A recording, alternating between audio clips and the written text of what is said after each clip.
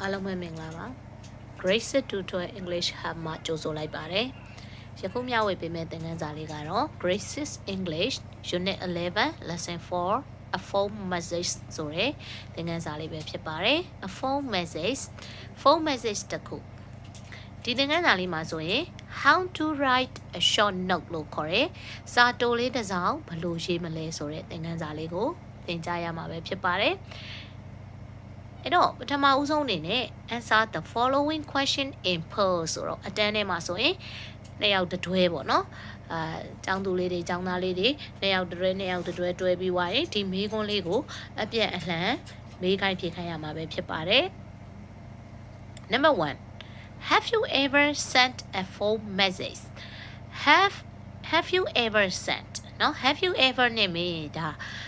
ဖူးသလားပေါ့ဥမာသွားဘူးသလားရောက်ဘူးသလားစားဘူးသလားလဲဘူးသလားဒီလိုမျိုးမေးတဲ့အခါမှာ have you ever နဲ့သုံးမေးရပါမယ်နော် have you ever sent ပို့ဘူးသလား a phone message ပို့ဘူးပါသလားဒါဆိုရင်ကိုကပို့ဘူးလားမပို့ဘူးလားဒီခေတ်မှာကတော့ကျောင်းသားကျောင်းသူတိုင်းလူတိုင်းဖုန်းနေရှိကြတာဖြစ်တဲ့အတွက် message ကတော့ပို့ဘူးလိမ့်မယ်လို့ထင်ပါတယ် Have you ever written a short note to your friendတကယ်ချင်းစီကိုစာတိုလေးတစ်စောင်ရေးဘူးပါသလား Have you ever got a short note from your friend ကိုကလည်းတကယ်ချင်းကိုရေးပေးဘူးလားလို့မေးသလိုတကယ်ချင်းစီကလည်းကိုကစာတိုလေးတစ်စောင်ရဘူးသလားဆိုတော့မေးခွန်းလေးတွေကိုအပြတ်အလှန်မေးကြဖြေကြရမှာပဲဖြစ်ပါတယ်အဲ့တော့ဒီမှာဆိုရင် exercise 2A မှာဆိုရင်စာတိုပုံစံလေးကိုအိတ်ဆောင်ပို့ပေးထားပါတယ် Read the following note and fill the blanks with the parts of a note given below ဒါဆိုရင်အောက်မှာဒီစာတိုလေးမှာပါမယ့်အင်္ဂါရပ်လေးတွေပေးထားတယ် leave taking salutation signature message ဒါဆို leave taking ရဲ့အဓိပ္ပာယ်ကဘာလဲ salutation ကဘာလဲ signature ကဘာလဲ message ကဘာလဲဒီအဓိပ္ပာယ်လေးတွေကိုသိစေလို့ဒီမှာအဓိပ္ပာယ်လေးတွေပြောထားတယ် salutation ဆိုတာကဘာလဲ a greeting at the beginning of a message or letterဒီ message ပေါ့နော် message ကိုတို့တွေကဒီမှာစာပို့တယ်ဆိုတော့ message ပို့တယ်လို့ပဲအခုခေတ်မှာသုံးနှုန်းနေပြီဖြစ်ပါတယ်ပြောရမယ်ဆိုရင်မွေးစားစကားလုံးလို့ဖြစ်နေတာပေါ့နော် message ပို့တယ်ဆိုတော့အဲ့တော့ message ရဲ့အစ letter ရဲ့အစမှာနှုတ်ဆက်တာဒါကို salutation လို့ခေါ်တယ်အဲ့တော့နှုတ်ခွန်းဆက်တဲ့စကားပေါ့ example လေးတွေပေးထားတယ် Dear Tom hello hi ပေါ့နော်number 2 message The main information you want to tell someone တယောက်ကိုပို့ချင်တဲ့အဓိကအကြောင်းအရာအဓိကသတင်းအချက်လက်ကိုပြောတာဥပမာနေကောင်းလားနေကောင်းချမ်းမှာအကြောင်းမေးချင်တာဒါမှမဟုတ်စာမေးချင်တာဒါမှမဟုတ်အကြောင်းအရာတစ်ခုခုအကြောင်းကိုပြောချင်တာဒီအဓိက main information ပေါ့နော်ဒါကို message လို့ခေါ်တယ် 3 leave taking words used to say goodbye at the end of a message or letter message သုံးဖို့ letter ရဲ့အဆုံးမှာဒီနှုတ်ဆက်စကားပြောတာပေါ့နော် salutation ကနှုတ်ခွန်းဆက်တဲ့စကား leave taking ကကြတော့ခွဲခွာခံနေရင်နှုတ်ဆက်တဲ့စကားဒါကြောင့် example goodbye see you bye see you again ဒီလိုမျိုးတွေဟာ leave taking ပဲဖြစ်ပါတယ်အဲ့တော့ number 4 signature the name of the person who write the message ဒါဆိုစာပို့တဲ့သူစာရေးတဲ့သူရဲ့နာမည်เนาะနာမည်လက်မှတ်ဒါကို signature လို့ခေါ်ပါတယ်အဲ့တော့ဒီလေးခုကိုသိသွားပြီဆိုရင်ဒီ message လေးကိုပြန်ကြည့်မယ် leave taking salutation signature message ပေးထားတယ်အောက်မှာစာတိုလေး short note လေးတစ်စောင်ပေးထားတယ် dear ဒါဆိုရင်ဒါနှုတ်ခွန်းဆက်သားလိုက်တဲ့စကားဖြစ်တယ်အဲ့တော့ဘာထည့်မလဲဆိုရင် salutation There's a football match at school this morning but I have no trainer can I use your for a day I return them on Tuesday morning အဲ့တော့ဒီမနေ့တဲ့ကျောင်းမှာတဲ့ဘောလုံးပွဲရှိခဲ့တယ်ပေါ့နော်ဒါပေမဲ့ငါမှာ trainer ဆိုတာကဒီဖက်နက်တွေပေါ့နော်ဘောလုံးကန်လို့ရှိရင်ဝစ်ပြီးကန်တဲ့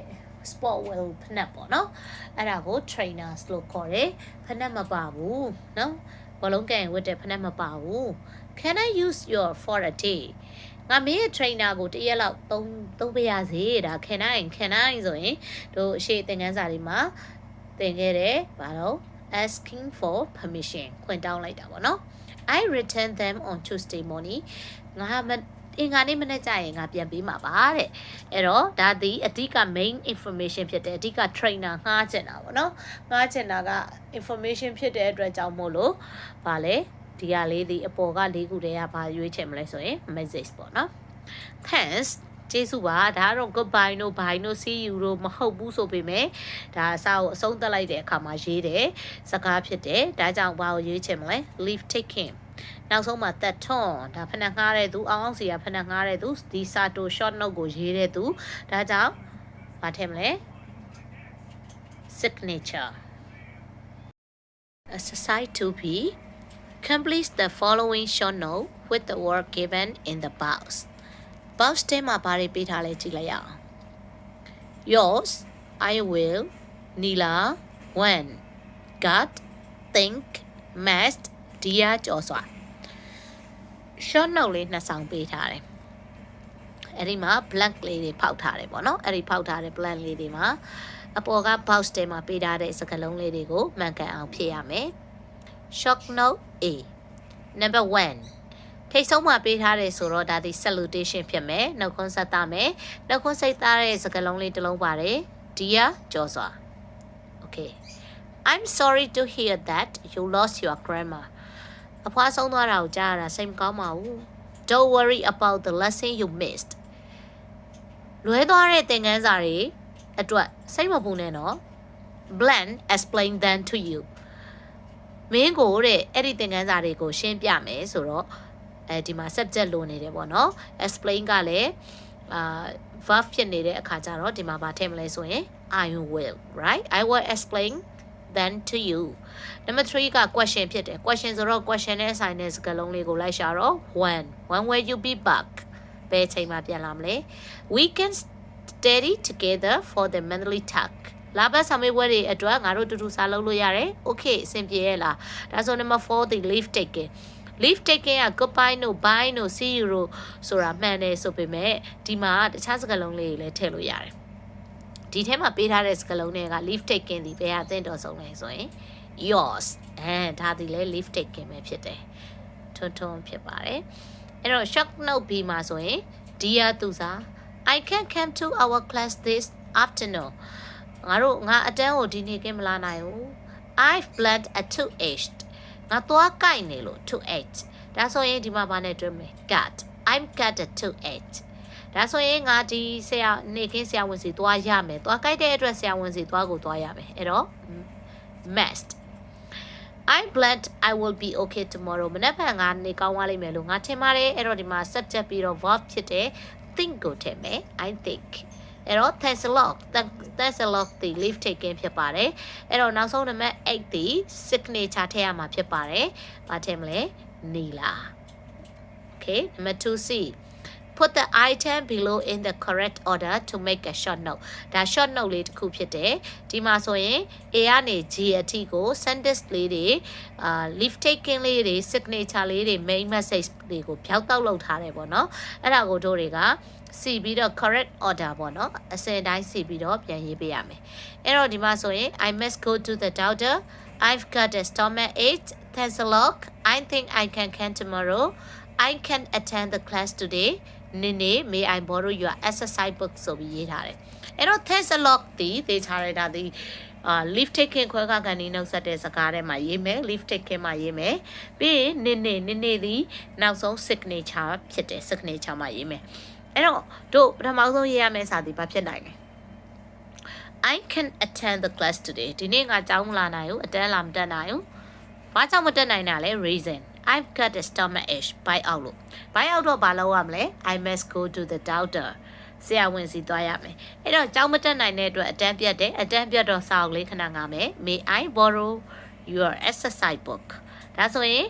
စာအုပ်လေးငါပြီးပြန်ကူးမယ်ဒါပေမဲ့ဒီနေ့စေကန်းသွားရတယ်ဆိုပေမဲ့နောက်နေ့တော့လာနိုင်မယ်လို့ထင်တယ် I think I can come tomorrow အဲ့တော့ leave taking ရေးမယ် thanks a lot နေလွယ်ပါတယ်နော်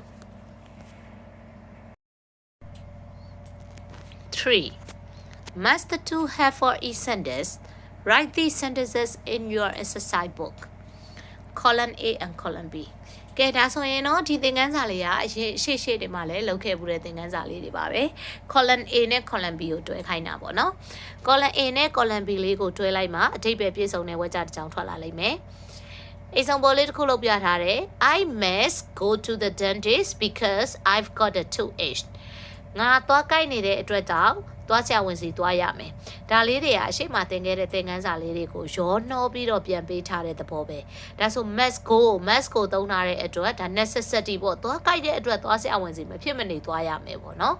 number 2က can I ပေးထားတယ် can I ဒီဒါ asking for permission မှာ can I တို့ may I တို့သုံးတယ်ဒါကြောင့်ဒီ A C D E F မှာဆိုရင်ဘယ်ဟာနဲ့တွဲလာသင့်တော်မလဲဆိုတာကိုအရင်ဆုံးဖတ်ကြည့်ကြမယ် borrow your noteဒါမေးခွန်းလေးပဲနော် use my pencil when you draw picture be back to school come to my birthday party attend classes today as I'm not feeling well ဒါဆို can I ဒီဘယ်ဟာနဲ့သင့်တော်မလဲစဉ်းစားကြည့်ဟုတ်ပါတယ် can I borrow your note မင်းမှတ်စုလေးကခဏလောက်ငှားပြစေခဏလောက်တော့မပါဘူးပေါ့နော်မင်းမှတ်စုလေးကငှားပြစေ can you ဒါမေးတာဒါဆိုရင် can you ဆိုတော့ဘယ်ဟာနဲ့တွဲရင်သင့်တော်မလဲမှန်ကန်နိုင်မလဲ can you come to my birthday party ငါမွေးနေ့ပွဲလာနိုင်မလား you can ဒါဒီ granting permission ခွင့်ပြုချက်ပေးလိုက်တာဖြစ်တဲ့အတွက် you can use my pencil when you draw picture ပုံနေဆွဲရင်ငါ pencil တွေသုံးလို့ရတယ်နော် I can't ကကိုမလုံနိုင်တာကိုပြောတာမလုံနိုင်တာဖြစ်တဲ့အတွက် I can't attend classes today as I'm not feeling well နေမကောင်းလို့ငါဒီနေ့အတန်းမတက်နိုင်ဘူးဒါကတော့နောက်ဆုံး question လေးကတော့ when will you be back to school ကျောင်းကိုဘယ်ချိန်များပြန်တက်မှာလဲကဲဒါလေးကိုသူ့ရဲ့ instruction မှာ write these sentences in your exercise book လို့ပြောထားတဲ့အတွက်ဒီ sentence လေးတွေကိုဒီလိုလေးတွဲရေးပေးလိုက်ပါI must go to the dentist because I've got a tooth. Can I borrow your nose? Can you come to my birthday party? You can use my pencil when you draw pictures. I can't attend classes today as I'm not feeling well. When will you be back to school? ဒါလေး exercise ဘုတ်ထဲမှာရေးပါ Number 4. Write a short note using the information given in the table. ဇာတ်ထဲမှာပေးထားတဲ့ information တွေကိုသုံးပြီးတော့စာတိုလေးတစ်စောင်ရေးမယ်ပေါ့နော် sender receiver relationship message ဆိုပြီးပေးထားတယ်ပို့တဲ့သူကဘယ်သူလဲဆိုရင် sender က cherry receiver လက်ခံတဲ့သူကနင်းနေ relationship နင်းနေနဲ့ cherry ရဲ့ဂျားတွေကပတ်သက်ဆက်ဆံမှုက friends မိတ်ဆွေတငယ်ချင်းတွေဖြစ်တယ် message the main information အဓိကအချက်ကဘာလဲဆိုရင် can come to school today ဒီနေ့ကျောင်းမလာနိုင်ဘူး because အကြောင်းပြချက်လေးတစ်ခုထက် wish to borrow noteမှတ်စုငှားချက်နဲ့ကျောင်းမလာနိုင်လို့မှတ်စုငှားချက်နဲ့ back to school on Monday တနင်္လာနေ့မှာကျောင်းပြန်တက်မဲ့အကြောင်းရေးတယ်အဲ့တော့ဒီမှာပို့တဲ့သူက cherry ဖြစ်တဲ့အတွက်သူက signature မှာရေးရမှာပေါ့နော်လက်ခံတဲ့သူကနင်းနေဖြစ်တဲ့အတွက် cherry ကနင်းနေကိုပို့မှာဖြစ်တယ်အဲ့တော့ salutation မှာထည့်ရေးရမှာပေါ့အဲ့တော့တကယ်ချင်းတွေနဲ့ဒီသူတို့ရဲ့ဆက်ဆံရေးတကယ်ချင်းဆက်ဆံရေးဖြစ်တယ်အဲ့တော့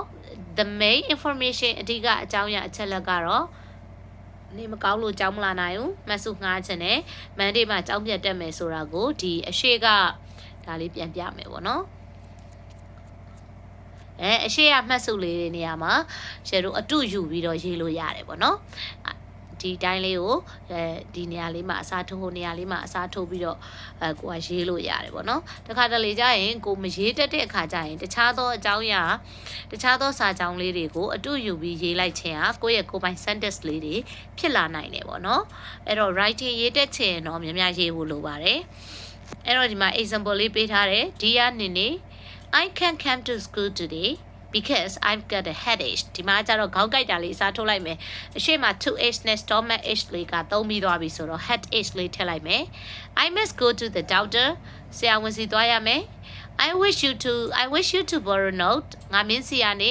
မှတ်စုတွေငှားချက်နဲ့ I think I'll be back to school on Monday တနင်္လာနေ့ငါကျောင်းပြန်တက်နိုင်လိမ့်မယ်လို့ထင်ပါတယ် leave taking လေးထည့်မယ် thanks a lot